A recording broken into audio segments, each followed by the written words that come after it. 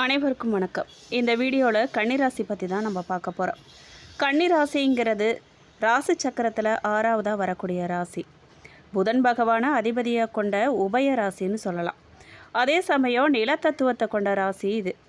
அறிவு கூர்மையும் திட்டமிடலும் எதையும் திட்டமிட்டு செய்கிறதுல இவங்களை மிஞ்ச ஆளே இல்லைன்னு சொல்லலாம்.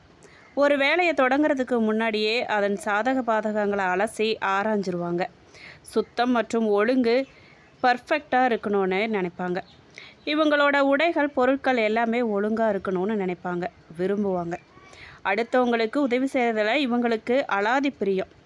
ஆனால் அதை வெளியில் சொல்லி விளம்பரம் தேட மாட்டாங்க. புதனின் ஆதிக்கம் இருக்கிறதால இவங்களோட பேச்சில் யதார்த்தமும் நகைச்சுவையும் அதே சமயம் நியாயமும் கலந்துருக்குங்க.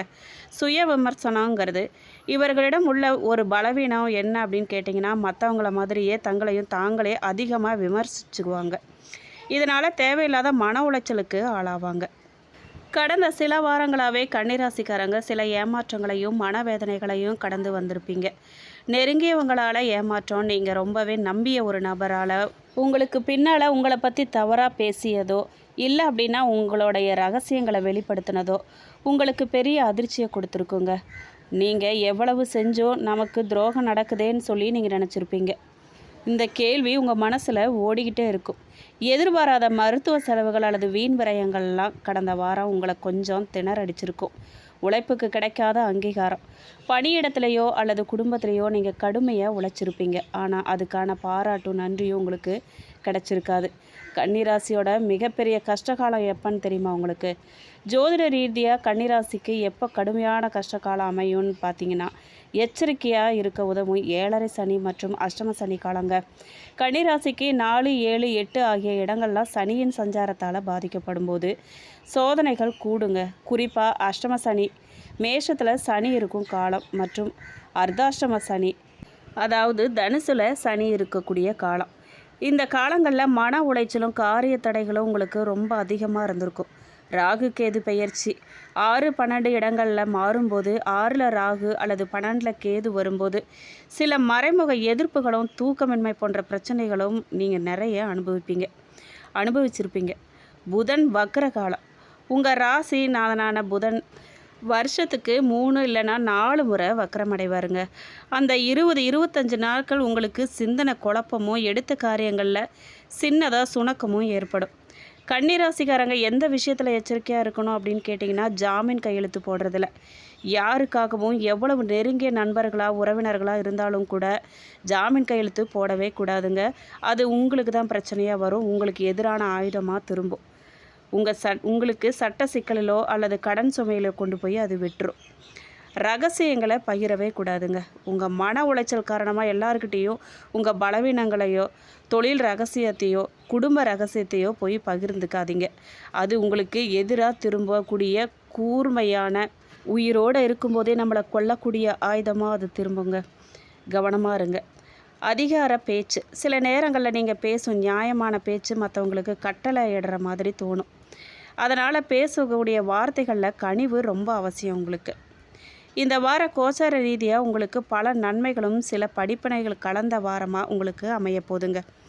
அமாவாசைக்குள்ளே இதெல்லாம் உங்களுக்கு நடக்கும். அது என்ன அப்படின்னு கேட்டிங்கன்னா, வாரத்தோட முற்பாதியில் பணவரவு சுமாராக இருந்தாலும் கூட பிற்பாதியில் நிலுவையில் இருந்த தொகையெல்லாம் உங்கள் கைக்கு வந்து சேருங்க. பழைய கடன்கள்லாம் நீங்கள் அடைக்கிறதுக்கு வழி பிறக்கும்.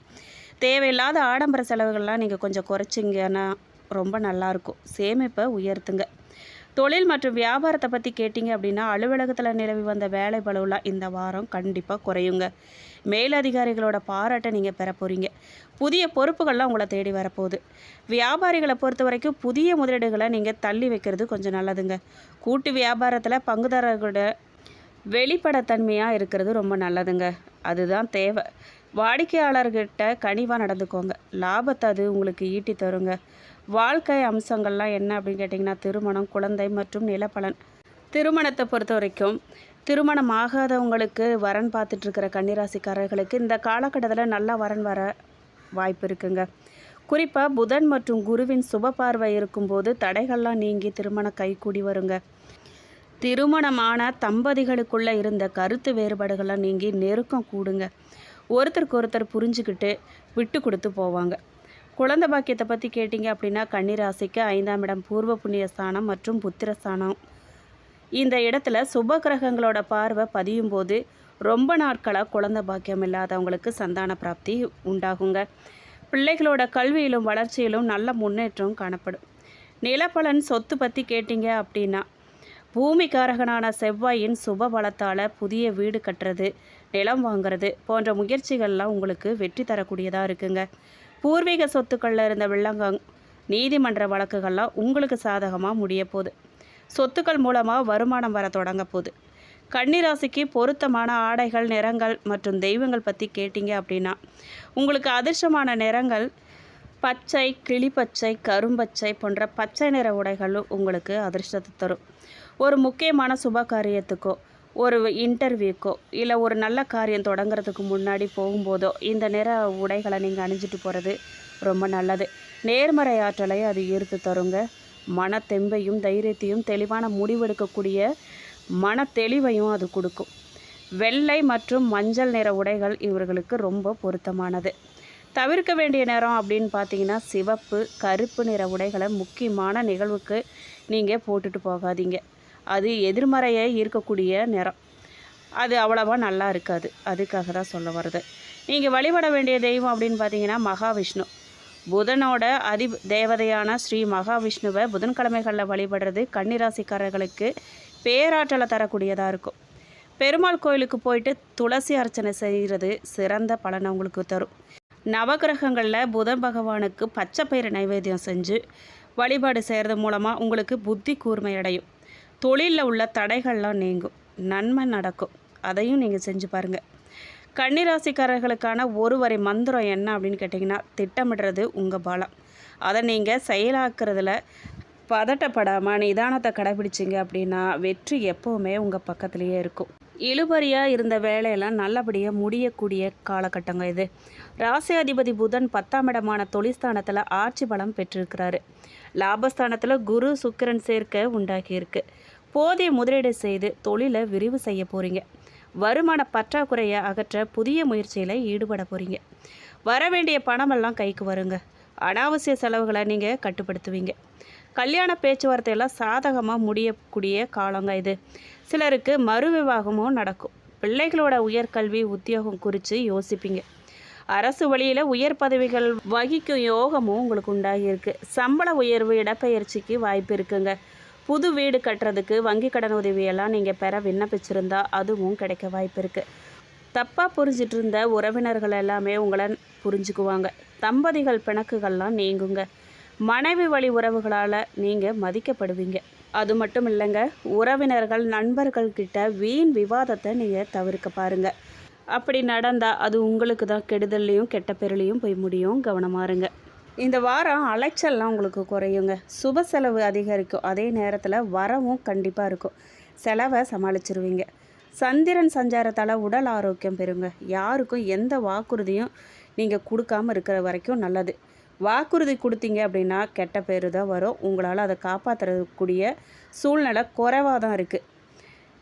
எதிர்ப்புகள்லாம் உங்களுக்கு ஆகலும். தொழில் வியாபாரத்தில் முன்னேற்றத்துக்கு தேவையான பண உதவியெல்லாம் உங்களுக்கு கண்டிப்பாக கிடைக்கும். தொழில் விருத்தி அடையுங்க. உத்தியோகத்தில் இருக்கிறவங்க மேன்மை அடைவாங்க. மேலதிகாரிகளின் ஆதரவு அவங்களுக்கு கிடைக்க போகுது. சக பணியாளர்களின் ஒத்துழைப்பு இருக்குங்க. குடும்பத்தில் திருப்திகரமான மனநல காணப்படும். கணவன் மனைவிக்கு இடையில் நெருக்கம் அதிகரிக்கும். மன கருத்து வேறுபாடெல்லாம் மறைஞ்சிரும். குடும்ப விஷயங்கள்லாம் 3வது நபர்கிட்ட பேசாமல் நீங்கள் இருக்கிறது நன்மை. இதோட 2வது தடவை இதை சொல்கிறேங்க, அழுத்தி அண்டர்லைன் பண்ணி சொல்கிறேன். குடும்ப விஷயத்தையோ தொழில் விஷயத்தையோ உங்களோட பர்சனல் விஷயத்தை எதுவுமே யாருக்கிட்டேயும் பகிராதீங்க. அது நல்லதில்லை. நண்பர் தான், உறவுக்காரங்க தான் நீங்கள் நினைப்பீங்க. நினச்சி உண்மையை சொல்லுவீங்க. அது உங்களுக்கே கேடாக வந்து நிற்கும். அதனால் பகிராதீங்க. குழந்தைகள் எதிர்கால நலனில் நீங்கள் கண்டிப்பாக அக்கறை காட்டுவீங்க. பெண்களை பொறுத்த வரைக்கும் வரவுக்கு ஏற்ற செலவு இருக்குங்க. எந்த காரியத்தையுமே ஒரு முறைக்கு 2 முறை நீங்கள் அலைஞ்சு தான் செஞ்சு முடிக்க வேண்டியதாக இருக்கும். கலைத்துறையினருக்கு எதிர்ப்புகள்லாம் குறையும். அரசியல் துறையினருக்கு முயற்சிகள்லாம் வெற்றியாக முடியுங்க. மாணவர்களை பொறுத்த வரைக்கும் கல்விக்கான செலவு கூடும். பாடம் படிக்கிறதுல வேகமாக இருங்க. அதுதான் நல்லது. உத்திர நட்சத்திரம் 2, 3, 4 பாதக்காரர்களுக்கு எதிர்பார்த்த வெற்றிக்கு நீங்கள் கூடுதல் முயற்சி போடணும். அதுதான் பலனளிக்கும். மனசில் புது உற்சாகம் உண்டாகுங்க. சூரியன் சஞ்சாரம் மனசில் தன்னம்பிக்கையை அதிகரிக்க செய்யும். இது வரைக்கும் முடியுமா முடியாதா செய்யலாமா வேணாமா நினச்சிட்டு இருந்திருப்பீங்க. இப்போ நம்பிக்கையோடு நீங்கள் செய்யவே துணிச்சலாக இறங்கிடுவீங்க. முயற்சிகளில் சாதகமான பலன் கிடைக்கும். முயற்சி என்றைக்குமே வீண் போகாதுங்க. கண்டிப்பாக முயற்சி பண்ணுங்கள், சாதகமாக இருக்கும். பண வரத்து எதிர்பார்த்தபடி இருக்கும். உடல் ஆரோக்கியத்தில் கவனமாக இருங்க. சின்ன விஷயம் தானே அப்புறம் பார்த்துக்கலாம், சரி நாளைக்கு டாக்டர்கிட்ட போகலாம் அப்படின்னு சொல்லி நினச்சிட்டு இருக்காதீங்க. உடனுக்குடனே டாக்டரை பார்த்து மருந்து எடுத்துக்கிறது ரொம்ப நல்லது. ராசியில் உள்ள சூரியன் சஞ்சாரத்தால் கெட்ட கனவுலாம் வர வாய்ப்பு இருக்குது. அதனால் நைட்டில் தூங்க போகிறதுக்கு முன்னாடி ஒரு சாமி கும்பிட்டு திருநீர் வச்சுட்டு ஒரு நல்ல ஒரு எண்ணத்தோட மனசை ஒருநிலைப்படுத்தி தூங்க போங்க. நல்லதே நடக்கும். நட்பாக இருந்தவங்க பிரிந்து போவாங்க. இது தாங்க சொல்கிறது. எவ்வளோ தான் நண்பனாக இருந்தாலும் எவ்வளோ நட்போடு இருந்தாலும் ஒரு பண விஷயத்தில், தொழில் விஷயத்தில், நம்மளுடைய பர்சனல் விஷயத்த சொல்கிறதுலலாம் கொஞ்சம் நம்ம ஒரு அடி தள்ளி தாங்க நிற்கணும். கவனமாக தான் இருக்கணும். இல்லை அப்படின்னா இந்த மாதிரி பிரிவுகள்லாம் வரதான் செய்யும். சுக்கிரனின் சஞ்சாரம் நல்ல பலன்களை தருங்க. அஸ்தம் நட்சத்திரக்காரர்களுக்கு தொழில் வியாபாரம் வழக்கம் போல் நடக்கும். எதிர்பார்த்த பணம் வந்து சேரும். கடன் பிரச்சனைகள்லாம் கட்டுக்குள்ளே இருக்குங்க. உத்தியோகத்தில் இருக்கிறவங்க வீண் அலைச்சலை சந்திக்க வேண்டியதாக இருக்கும். மேலதிகாரிகளை அனுசரித்து போங்க, அதுதான் நல்லது. எதிர்த்து நின்றுக்கிட்டு நான் ஏன் அந்த வேலை செய்வேன், நான் செய்ய மாட்டேன், நீங்கள் செஞ்சு எனக்கு என்ன பலன், நீங்கள் என்ன எனக்கு அங்கீகாரம் கொடுத்தீங்கன்னு சொல்லி எதிர்த்து பேசுகிறது, ஒரு மரியாதை குறைவாக நடந்துக்கிறதுன்னு செய்யாதீங்க. கொஞ்சம் அனுசரித்து கவனமாக நடந்துக்கோங்க. குடும்பத்தில் இருக்கிறவங்களோட அனுசரித்து போகிறது ரொம்ப நல்லது. குடும்பத்தில் இருக்கிறவங்க எப்போவுமே நம்மளை சார்ந்து இருக்கிறவங்க. அவங்கக்கிட்ட நம்ம கோபத்தையோ நம்ம விவாதத்தையோ நம்மளோட வெளியே இருக்கிற தொந்தரவையெல்லாம் கொண்டு போய் அவங்கக்கிட்ட நம்ம காமிச்சு அவங்க என்ன செய்வாங்க இல்லையா? அதெல்லாம் வெளியிலே விட்டுட்டு அவங்கள கொஞ்சம் அரவணைச்சு போங்க. கணவன் மனைவிக்குள்ளே மனம் விட்டு பேசுகிறது ரொம்ப நல்லதுங்க. என்ன மனக்குறையோ, என்ன கருத்து வேறுபாடோ, என்ன பிடிச்சிருக்கு பிடிக்கலன்னு சொல்லி ஒரு 10 நிமிஷம் உட்காந்து பேசினாலே எல்லாம் தீர்ந்துருங்க. மனம் விட்டு பேசும்போது பிடிச்சிருக்கு பிடிக்கலங்கிறது எல்லாம் தெரியும்.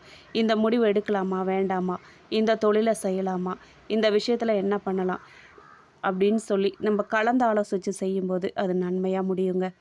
பிள்ளைகளுக்காக சில பணிகளை கவனிக்க வேண்டியதாக இருக்கும். நீங்கள் அவங்கள அன்போடு நடத்துறது ரொம்ப நல்லது. சித்திரை நட்சத்திரம் 1-2 பாதக்காரர்களுக்கு நீங்கள் எடுக்கக்கூடிய முயற்சிகள் எல்லாமே சாதகமான பலனாக தான் தரும். எந்த ஒரு விஷயத்துலையுமே முயற்சியை பண்ணும்போது விடாமுயற்சியோடு இருக்கும்போது அது கண்டிப்பாக ஒரு நாள் பலன் தரதான் செய்யும். கண்டிப்பாக முயற்சி பண்ணுங்கள், சாதகமான பலன் உங்களுக்கு கிடைக்கும். உடல் ஆரோக்கியத்தில் கவனம் தேவைங்க. பணவரத்து திருப்தி தரும். புதிய முயற்சிகளை நீங்கள் தள்ளி போடுறது நல்லது. வீண் அலைச்சலும் காரிய தாமதமும் ஏற்பட வாய்ப்பு இருக்குங்க. கொஞ்சம் கவனமாக இருந்துக்கோங்க. பல தடைகளை தாண்டி நீங்கள் செயல்பட வேண்டியதாக இருக்குங்க. ஒரு விஷயம் ஒரு நல்ல காரியம்னு செய்ய போகும்போது கண்டிப்பாக தடை வர்றது சாதாரணம்தான், சகஜம்தான். கண்டிப்பாக தடை இல்லாமல் ஒரு நல்ல காரியம்னு நடக்கவே நடக்காது. அந்த தடைகளை தாண்டி நீங்கள் வெற்றி பெற்று தான் ஆகணும். மனம் சோர்வடையாமல் தளர்ந்து போகாமல் நீங்கள் முயற்சி பண்ணும்போது கண்டிப்பாக அது நல்லபடியாக முடியுங்க. எதிர்பார்த்த லாபம் வருங்க. செயல்திறமை வெளிப்படும். சுதந்திரமாக செயல்பட்ட உங்களுக்கு வாய்ப்பு கிடைக்கும். வரவேண்டிய பணமெல்லாம் வந்து சேரும். பரிகாரமாக நீங்கள் விஷ்ணு சகஸ்ரநாமத்தை படிக்கிறதும் பெருமாளை வணங்குறதும் எல்லா நன்மைகளையும் உங்களுக்கு கொண்டு வந்து சேர்க்கும். உங்களுக்கு இந்த வீடியோ பயனுள்ளதாகவும் பிடிச்சிருக்குன்னு நம்புகிறோம். வீடியோ பற்றின கருத்துக்களை கமெண்ட் பாக்ஸில் பதிவிடுங்க. நீங்கள் இந்த சேனலை இப்போ தான் புதுசாக பார்க்குறீங்க அப்படின்னா இப்போவே சப்ஸ்கிரைப் பண்ணி கூடவே பெல் ஐக்கானையும் கிளிக் பண்ணுங்கள். பிடிச்சிருக்கு அப்படின்னா உங்களோட நண்பர்களுக்கு ஷேர் பண்ணுங்கள், லைக் பண்ணுங்கள். நன்றி.